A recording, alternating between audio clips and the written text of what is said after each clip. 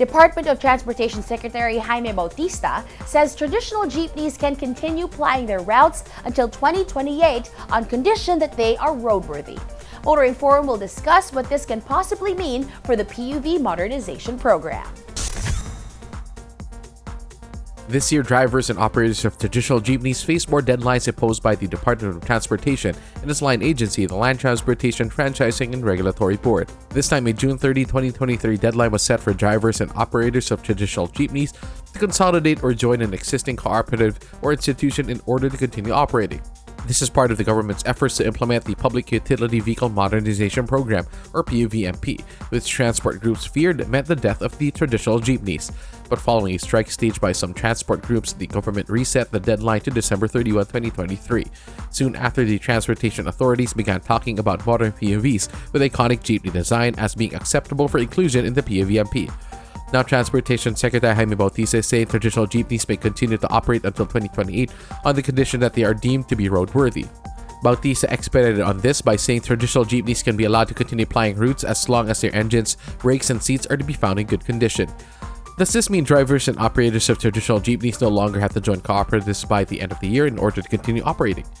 Who will also certify as to the roadworthiness of aging traditional jeepneys? How can the LTFRB ensure only truly roadworthy traditional jeepneys remain on the road?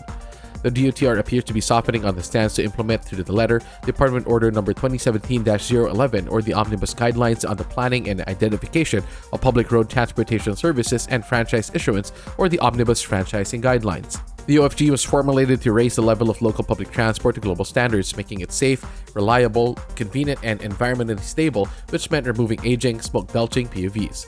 And few are now talking about the 15-year age limit set for PUVs to remain in service. The PUVMP hardly met modernization goals set by government. The DOTR said only around 6,000 of 200,000 jeepneys have been modernized, while only 60% have been consolidated.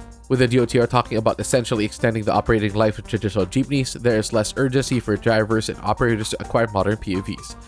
The PUVMP will surely slow down, but statements and interviews and press releases are not official policy unless or until backed up by department orders or circulars. There is a school of thought that proposes modernization should not mean the death of traditional jeepneys. And traditional should not only refer to design or powertrain and new standards of comfort and convenience, but also the idea of the individual driver owning his own means of livelihood, the jeepney.